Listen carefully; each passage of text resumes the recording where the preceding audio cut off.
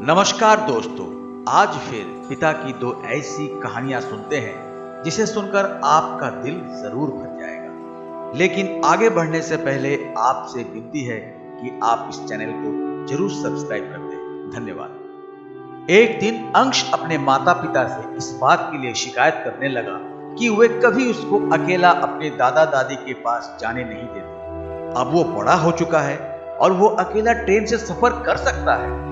माता पिता में इस बात को लेकर काफी लंबी चर्चा हुई। आखिरकार उन्होंने निर्णय लिया कि वह आज अंश की बात मानेंगे और उसे इस बार अकेले ही अपने दादा दादी के यहाँ जाने के लिए मंजूरी देंगे। अगले दिन मम्मी पापा और अंश ट्रेन का इंतजार कर रहे थे। ट्रेन आई और अंश ट्रेन की एक बोगी में चढ़ा। ट्रेन चलने लगी तब मम्मी पापा उसे खिड़की से क्या करना है क्या नहीं करना है सब समझा रहे थे। अंश बोला, यह बातें आप मुझे सैकड़ों बार बता चुके हैं, मैं जानता हूं, अब मैं बड़ा हो गया हूं। अंश के पापा उसके करीब गए, उसकी जेब में कुछ रखा और उसे कहा, जब तुम्हें इसकी जरूरत पड़ेगी तब इसे देख लेना, ये तुम्हारे लिए है। ट्रेन पूरी स्पीड से चलने लगी। अंश बोगी में एक सीट पर अकेला बैठा था, जैसा कि वह चाहता था। वह खिड़की से कुदरत के सुंदर नजारे देख रहा था। फिर उस बोगी में कई नए लोग चढ़े और उतरे। कईयों ने शोर भी मचाया। कुछ लोगों ने अंश की तरफ दया भरी नजरों से देखा, क्योंकि वह अकेला था। टीसी ने उसे अकेले होने पर डांटा। बीते हर पल के साथ अंश डरने लगा, अपने आप को अकेला महसूस करने लगा। फिर एक समय ऐसा आया जब उसकी आंखों में आंसू थे और वो अपने घुटनों पर सर झुकाए बैठा था। फिर उसे अचानक याद आया कि उसके पापा ने उसके लिए उसकी जेब में कुछ रखा था।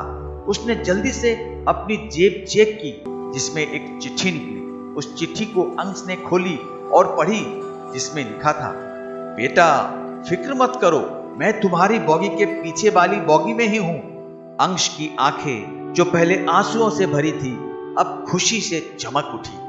दोस्तों, यह जीवन भी एक ट्रेन का सफर ही तो है। कभी न कभी हमें अपने बच्चों को अकेले सफर करने देना ही पड़ेगा। हाँ, एज ए पेरेंट्स हमें उन्हें रोकना नहीं है, लेकिन वो रुके ना, डरे ना, या उन्हें जब भी हमारी जरूरत हो, इसलिए हमें उनके पीछे वाली बोगी में जरूर रहना है। अब दूसरी कहानी, एक छोटी सी ये कहानी है। किसी एक गांव में एक किसान इतना बूढ़ा हो गया कि वह अब खेतों में काम नहीं कर पा रहा था। इसलिए मजबूरी में वह बैठे बैठे ही घर के आंगन में दिन गुजार देता। उसका बेटा अब वही खेतों में काम करता था। आंगन में समय समय पर निष्क्रिय पड़े अपने बाप को बेटा देखता था और उसके पिता को वहां बैठे देख सोचता था कि बाप अब किसी काम का नहीं है। स्वयं तो वह कुछ नहीं करता, बल्कि उसका काफी काम दिनचर्या में उसे हाथ बटाना पड़ता है। एक दिन बेटा बाप को लेकर बहुत निराश हो गया। उसने एक लकड़ी का ताबूत बनाया। उसे वह घर के आंगन में ले आया और अपने पिता को उसके अंदर आने के लिए कहा।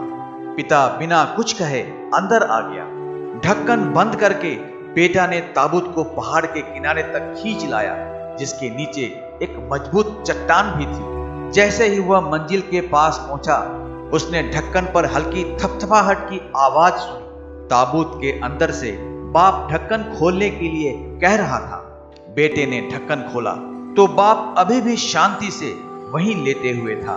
पिता ने अपने बेटे की ओर देखा और बोला, मैं जानता हूं कि तुम मुझे यहां से चट्टान पर फेंक दोगे, लेकिन जाते जाते तुम्हारे फायदे की बात बताता हूं। इससे पहले कि तुम ऐसा करो कि मेरे साथ इस अच्छी लकड़ी के ताबूत को भी चट्टान पर फेंक कर बर्बाद मत करो। मुझे इसके बिना ही नीचे फेंको, ताकि भविष्य में तुम्हारे लिए तुम्हारे बच्चे नया ताबूत बनाने के लिए परेशान ना हो।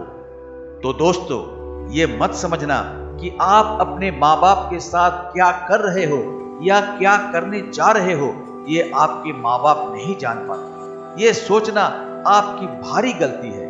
वे सब जानते और सब समझते हैं, लेकिन आपके लिए अपनी आवाज नहीं निकालते। लेकिन इसका यह मतलब नहीं कि आप हर बात पर उनको जलील करते रहो। लव यू पापा। मिलते हैं अगली वीडियो में। नमस्कार।